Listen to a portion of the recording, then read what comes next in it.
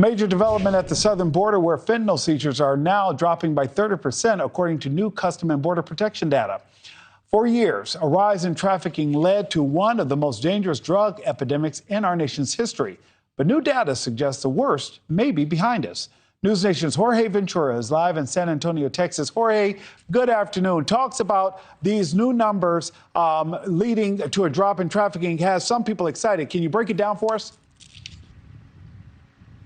Yeah, that's right, Nick. Now, this isn't a complex issue, but the data is very interesting. Just last year, federal authorities on the southern border were seizing around 1,700 pounds of fentanyl per month.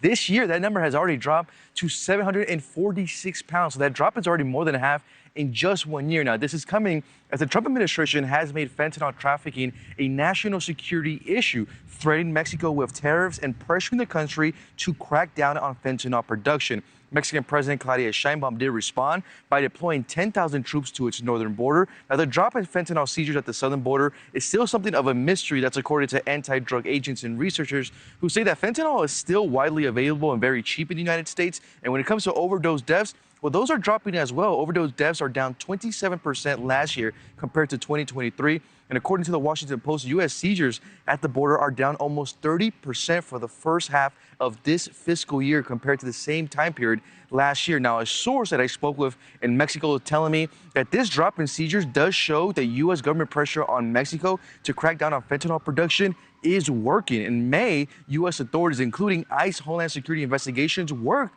alongside Mexican federal authorities to dismantle 3 large-scale synthetic drug production labs in Sinaloa, Mexico. That's a stronghold for the Sinaloa cartel. Now, this new level of cooperation between the United States and Mexico now adds new pressure on cartels to produce less of the synthetic opioid to avoid attention from the U.S. government. This comes as U.S. Congressman Dan Crenshaw recently praised Mexico's latest efforts on dismantling a fentanyl super lab that was producing 2 tons of fentanyl per week. That lab was dismantled and $80 million of product was seized by Mexican authorities. Crenshaw also went on X to say, quote, "This is one of the most significant busts of the year. Mexico's fighting hard with the coordinated support and the backing of the United States. They can dismantle these networks for good. That's the strategy I'm building." Another factor as well when it comes to fentanyl production is right now in Sinaloa, there is a civil war within the Sinaloa cartel with the La Chapitos faction and the Los Maos faction also playing a role on why fentanyl production is down right now in Mexico, Nick.